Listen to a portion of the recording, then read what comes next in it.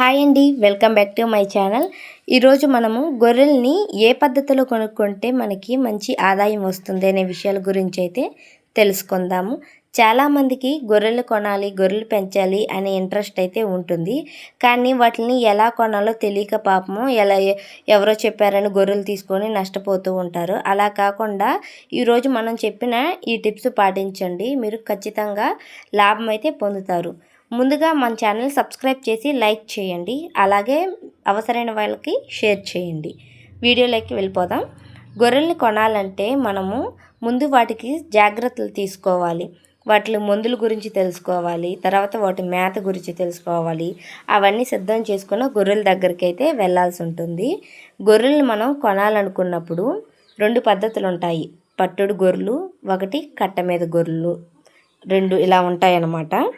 పట్టుడు గొర్రెలు అయితే మనము గొర్రెల్లోకి వెళ్ళినప్పుడు వాళ్ళు దగ్గరుండే గొర్రెల్ని చూపిస్తారు, మా దగ్గర ఇన్ని గొర్రెలు ఉన్నాయి అని చెప్పేసి. అప్పుడు మనం పట్టుడు గొర్రెలు మనకి ఇష్టమైన గొర్రెల్ని పట్టుకోవాల్సి ఉంటుంది.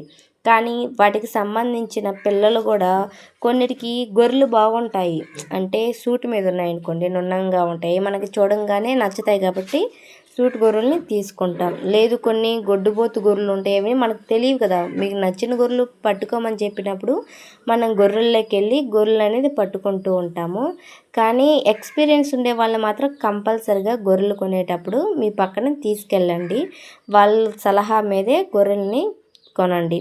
కొంతమంది పట్టుడు గొర్రెలు కాకుండా కట్ట మీద గొర్రెలు తీసుకుంటారు. ముందు మనం పట్టుడు గొర్రెల గురించి మాత్రమే మాట్లాడుకుందాము. అయితే మీరు చూస్తున్న ఈ పొట్టేలు ఉంది కదా, తోకకి కొంచెం పుండులాగా అనిపిస్తుంది కదా. మేమైతే ఈ మధ్యనే ఏసులు కట్ చేసామన్నమాట.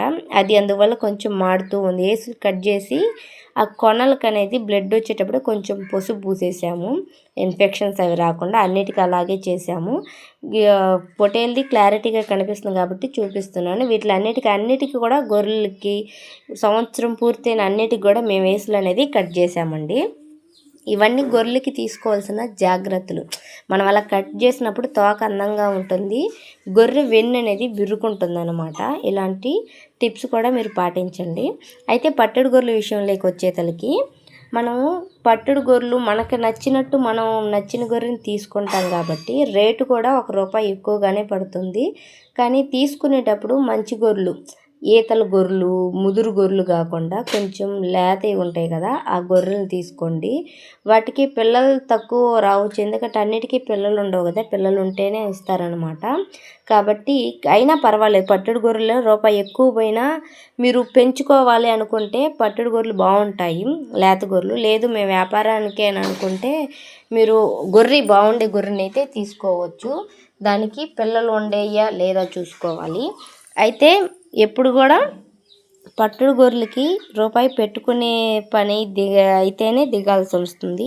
మీ దగ్గర తక్కువ అమౌంట్ ఉంది, అంత రేట్ ఎక్కువ అయిపోతుంది అనిపిస్తే మరొక విధానం, అంటే కట్టలో తీసుకుంటారనమాట. వాళ్ళ దగ్గర సపోజ్ ఒక 100 గొర్రెలు ఉన్నాయనుకోండి, 100 గొర్రెల్ని సమానంగా అటుపక్క 50 ఇటుపక్క 50 చేస్తారు.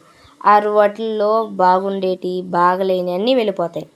జతకో పిల్ల లెక్కన పిల్లలు ఉన్నాయనుకోండి, వాళ్ళ దగ్గర గొర్రె పిల్లలు జతకో పిల్ల లెక్కన వెళ్ళిపోతూ ఉంటాయి. అప్పుడు ఏంటంటే మీకు మంచి గొర్రెలు అన్నీ కలిసి వస్తాయి. కట్ట మీద గొర్రెలు కూడా చాలామంది కొంటుంటారు, ఎందుకంటే ₹1 తక్కువ వస్తుంది. పట్టుడు గొర్రెల కంటే కూడా కట్ట మీద గొర్రెలకి ₹1 అనేది తగ్గుతుంది. మనం కట్ట మీద తీసుకున్నా కూడా బాగానే ఉంటుంది.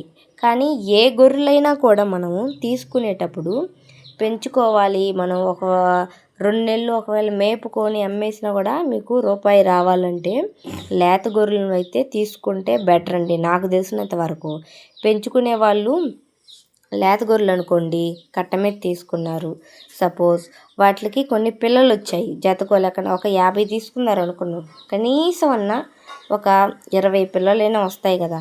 20 పిల్లలు వచ్చినప్పుడు మీరు దానికి పట్టుడు గొర్రెల మీద కట్టకి కొంచెం అమౌంట్ తగ్గుతుంది.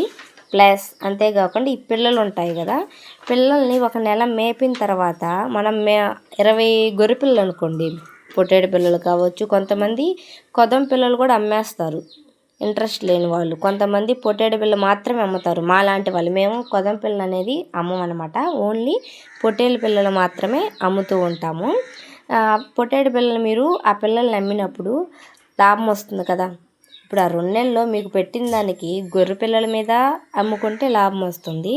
అలాగే మీరు తీసుకున్న కట్టగొర్రెలు ఉంటాయి, వాటిలో ఈనే గొర్రెలు కూడా ఉంటాయి. వాటి ద్వారా పిల్లలు వస్తాయి. మీకు పెంచుకోవాలి చాకాలనుకుంటే కట్ట కలిసి వస్తుంది. ఇంకా లేదా అమ్మేసుకోవాలన్నా కూడా ఆ తర్వాత మీకు ఆ 2 నెలలు నెల మేపుకొని అమ్మేసినా మంచి డబ్బులు వస్తుంటాయి. అది మీరు తీసుకునే విధానం ఏదైనా కూడా గొర్రెల్లో పిల్లలు ఎక్కువగా ఉండేటట్టు చూసుకోండి. అంటే పిల్లలు తక్కువగా ఉండే గొర్రెలను తీసుకుంటే వస్తాయి, కానీ లాభం అనేది లేటుగా ఉంటుంది. పిల్లలు ఎక్కువగా ఉంటే మనకి లాభం తొందరగా వస్తుందన్నమాట. వాటితో పాటు గొర్రెలు అమ్ముకొని అసలు రేటు కంటే ఎక్కువ రేటుకి గొర్రెలు అమ్ముతాము.